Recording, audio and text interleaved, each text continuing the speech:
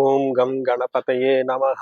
స్వర్ణలక్ష్మి నమస్తే అస్తు. పరబ్రహ్మ స్వరూపిణి రాజ్యం దేహి ధనం దేహి సర్వకామాంచ దేహి మే.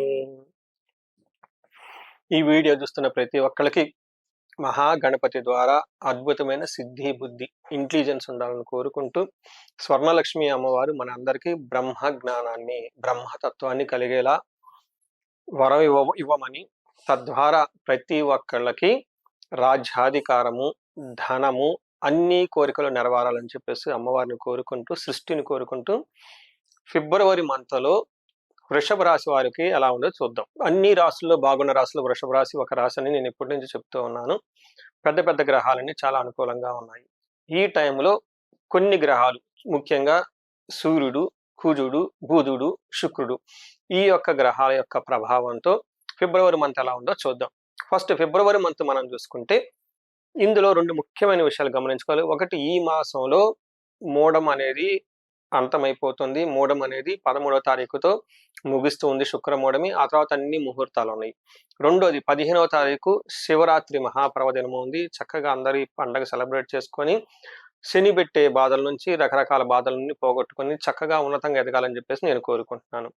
ఫిబ్రవరి మంత్లో ఫస్ట్ ఇందులో నక్షత్రాలు, ఈ రాశిలో ఉన్న వృషభ రాశిలో ఉన్న నక్షత్రాలు కనుక చూసుకుంటే వీళ్ళకి కృతిక 2, 3, 4 పాదాలు, రోహిణి 1, 2, 3, 4 పాదాలు, మృగశిర 1, 2 పాదాలు అంతా ఇందులో ఉంటారు.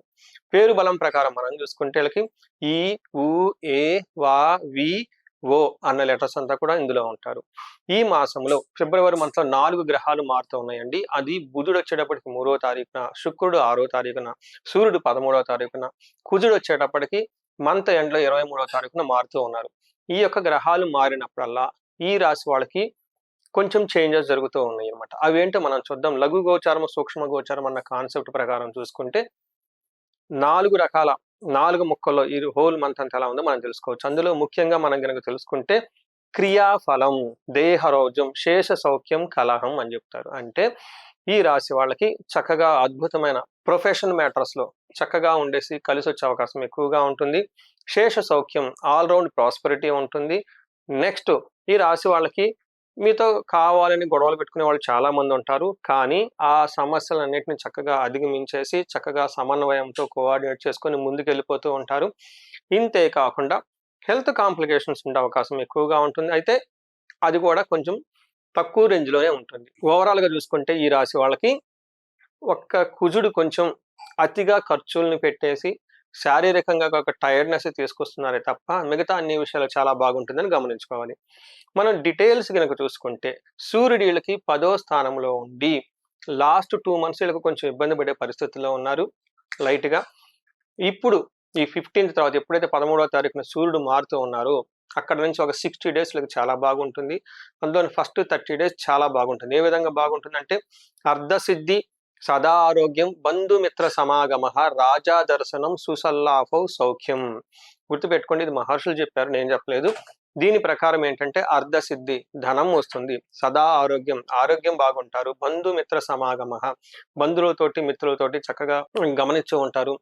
రాజదర్శనం, చక్కగా రాజదర్శనం వచ్చేస్తుంది. అంటే పై అఫీషియల్ని కలవటం, అధికారులను కలవటం, గవర్నమెంట్ అఫీషియల్ని కలవటం, వాళ్ళ ద్వారా చాలా విశేషమైన ఆదాయం, లాభం వచ్చే అవకాశం ఎక్కువగా ఉంటుంది. గవర్నమెంట్ ఎంప్లాయీస్ నుంచి సపోర్ట్ వస్తుంది. గవర్నమెంట్ దగ్గర నుంచి రావాల్సిన కాంట్రాక్ట్ ఇవన్నీ వచ్చేసి చక్కగా ఉంటారని గమనించుకోవాలి. ఇంతేకాకుండా సుసల్లాఫు, పెద్ద పెద్ద అఫీషియల్స్ తోటి, మినిస్టర్లతోటి చక్కగా మాట్లాడి వీళ్ళకి కావాల్సిన వ్యవహారాల నుంచి అన్నిటిని వాళ్ళ నుంచి సానుకూలంగా లాగొట్టుకొని, అంతేకాకుండా వీళ్ళు చేస్తున్న ప్రతి పనిలో సక్సెస్ వచ్చే అవకాశం ఎక్కువగా ఉంటుంది. అయితే ఇంటికి సంబంధించిన వ్యవహారాల్లో కొన్ని మ్యాటర్లో కంఫర్టబుల్గా ఉండకుండా ఇబ్బంది పడే అవకాశం ఉంటుంది. ఇదే విధంగా మనకి కుజుడు కనుక చూసుకుంటే 9వ స్థానంలో ఉంటే అతిగా ఖర్చులు చేసే అవకాశం ఎక్కువగా ఉంటుంది. కడుపు నొప్పి, గ్యాస్ట్రైటిస్ లాంటి వచ్చే అవకాశం కూడా ఎక్కువగా ఉంటుంది. అయితే ఇది కూడాను చాలా తక్కువ మోతాదులో ఉండే అవకాశం ఉంటుంది. అయితే వీటన్నిటికంటే కూడా ముఖ్యంగా కుజుడు వీళ్ళకి ఉన్న ప్రొఫెషన్లో ఫస్ట్ ఈ మంత్ ఒక 10 days ఇబ్బంది పెట్టే అవకాశం ఎక్కువగా ఉంటుంది. శారీరకంగా అలసటగా ఉంటుంది. సో వీటితో పాటు మనకి శుక్రుడు వచ్చేటప్పటికి 10వ స్థానంలో ఉన్నారు. శుక్రుడు 10వ స్థానంలో ఉండటంతో వెహికల్స్ కొనుక్కోవాలన్న ఎడ్యుకేషన్ ప్రకారంగా కానివ్వండి, తర్వాత ఉన్నతంగా ఎదగటానికి కానివ్వచ్చు, తల్లి విషయంలో కానివ్వండి, ఇంటికి సంబంధించిన వ్యవహారాల్లో చాలా చక్కగా బాగా కంఫర్టబుల్గా ఉంటారని గమనించుకోవాలి. ఇంతే కాకుండా శుక్రుడు ఉండటంతో స్త్రీలతో విభేదం వచ్చే అవకాశం ఎక్కువగా ఉంది. అంటే స్త్రీ సౌఖ్య హాని మాప్నోతి అంటారు సంస్కృతంలో. అంటే స్త్రీల ద్వారా రావాల్సిన సౌఖ్యము, కంఫర్ట్ అనేది రాకుండా వాళ్ళు ఇబ్బంది పెట్టే పరిస్థితుల్లో ఉంటుంది. ఇదే విధంగా స్త్రీలైతే గనక పురుష సౌఖ్య హాని మాప్నోతి, పురుషుల ద్వారా రావాల్సిన కంఫర్ట్, వాళ్ళు ఇవ్వాల్సిన కేరు అది, లేదంటే వాళ్ళు ఇవ్వాల్సిన సపోర్ట్ మీకు ఇవ్వకుండా వాళ్ళ ద్వారా మీకు ఇబ్బంది పడే అవకాశం ఎక్కువగా ఉంటుంది. ఓవరాల్‌గా చూసుకుంటే ఈ మంత్‌లో 2 విషయాల్లో జాగ్రత్తగా ఉండాలి. లేడీస్ అయితే జెంట్స్, జెంట్స్ అయితే లేడీస్‌తో భేదాభిప్రాయాలు వచ్చే అవకాశం ఎక్కువగా ఉంటుంది. ఖర్చులు విపరీతంగా ఉండే అవకాశం ఎక్కువగా ఉంటుంది. హెల్త్ కొంచెం ఫిజికల్‌గా టైర్డ్‌నెస్‌గా ఫీల్ అయ్యి మీరు గ్యాస్ట్రైటిస్, ఓకే, ఇలాంటి చిన్న చిన్నవి ప్రాబ్లమ్స్ ఫేస్ చేసే అవకాశం ఎక్కువగా ఉంటుంది.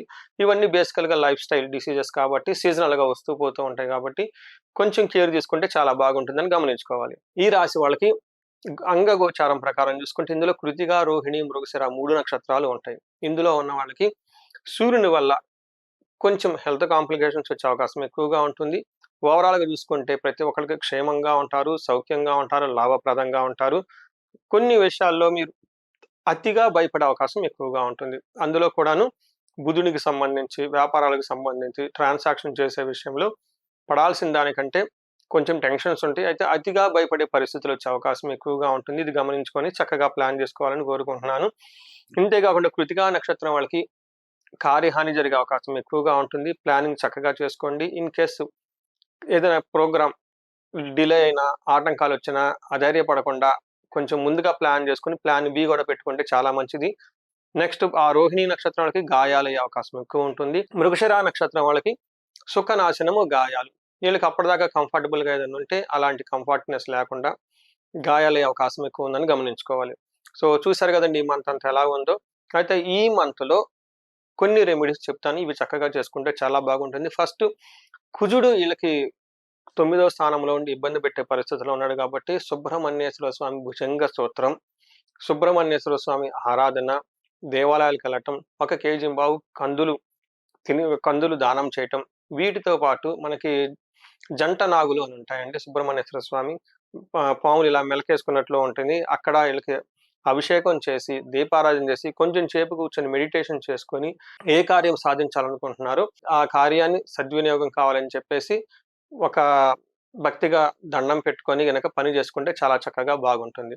ఇది కాకుండా ఈ రాశి వాళ్ళకి సహజంగా అంతా బాగుంది కాబట్టి ఎవరికైనా గనక బాగా లేకుండా ఉంటే పర్టిక్యులర్‌గా మీ వయసు 35, 45 సంవత్సరాలుండి ఈ వయసులో ఉన్న వాళ్ళకి ఎక్కడైనా బ్రేక్ వచ్చినట్లు అనిపించి, ప్రాబ్లమాటిక్‌గా అనిపించుంటే ఇమ్మీడియేట్‌గా ఒకసారి కాల్ చేసి హారోస్కోప్ తీసి చూపించుకొని ఎక్కడెక్కడ బ్లాకేజెస్ ఉన్నాయి, ఎందుకున్నాయి అని తెలుసుకొని అవి గనక తీసేసుకొని ముందుకెళ్ళిపోతే బాగుంటుంది.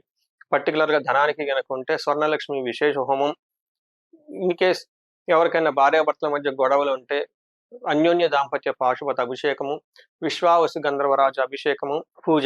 వీటితో పాటు ఇది ఎగ్జామ్స్ టైం కాబట్టి ప్రతి ఒక్కళ్ళు చక్కగా చదువుకుంటూ ఉంటారు. గ్రేడ్స్ రావాలని కోరుకుంటూ ఉంటారు. ఎవరైతే కాంపిటీటివ్ ఎగ్జామ్స్‌కి బాగా ప్రిపేర్ అవుతూ ఉంటారో వాళ్ళు ఒక్కసారి వాళ్ళ హారోస్కోప్‌ని చూపించుకొని, వాళ్ళ హారోస్కోప్ ప్రకారం ఏ దేవతని ఉపాసన చేస్తే ఇలా కలిసొస్తుందో తెలుసుకొని, తద్వారా అలా చేసుకుంటే చాలా బాగుంటుంది. ముఖ్యంగా మనకి ఎడ్యుకేషన్‌కి సంబంధించి 3 రకాల దేవతలను బాగా మనం ఆరాధిస్తూ ఉంటాం. ఒకళ్ళు దక్షిణామూర్తి స్తోత్రం చదువుతూ ఉంటాము. రెండో దేవుడు మనకి హయగ్రీవ స్తోత్రం చదువుకుంటూ ఉంటాము. నీలా సరస్వతీ దేవి యొక్క స్తోత్రాలు చదువుకుంటూ ఉంటాం. హయ్యర్ లెవెల్ బాగా ప్రిపేర్ అవ్వాలనుకున్న వాళ్ళు డాక్టరు, ఇంజినీరింగు, నీట్ లాంటి కోచింగ్‌లన్నీ ఉన్నవాళ్ళు, లేదంటే సీఏ, ఐసీడబ్ల్యూ ఇలా ప్రొఫెషనల్ కోర్స్‌లో చేస్తున్న వాళ్ళు సక్సెస్‌ఫుల్‌గా రావటానికి ఇప్పుడు చెప్పుకున్న ఈ ముగ్గురు దేవతలకు మీ హారోస్కోప్‌కి అనుగుణంగా ఎవరిని ఉపాసిస్తే బాగుంటుందని తెలుసుకొని, ఆ గ్రహానికి సంబంధించి లేదంటే ఆ దేవతకి సంబంధించి జపాలు, తర్వాత పాశుపత అభిషేకాలు, హోమాలు చేపించుకుంటూ ఉంటే చక్కగా ఈ కాంపిటీటివ్ ఎగ్జామ్స్‌లో 10 రెట్లు ముందుకి దూసుకొని వెళ్ళిపోయి మంచి మంచి ఉత్తీర్ణత సాధించి అనుకున్న సీట్లు, అనుకున్న క్యాంపస్‌లో చేసుకునే అవకాశం చాలా ఎక్కువ మందికి ఉంటుంది. చాలా ఎక్కువ అవకాశం కూడా ఉంటుంది. దీనికి ఇలాంటి అవకాశాన్ని సద్వినియోగం చేసుకోవాలని చెప్పేసి నేను కోరుకుంటున్నాను. ఈ రాశి వారికి అష్టైశ్వర్యాలు కలగాలని, భోగభాగ్యాలు కలగాలని, ఉన్నతంగా ఉండాలని చెప్పేసి నేను కోరుకుంటున్నాను. నమస్తే.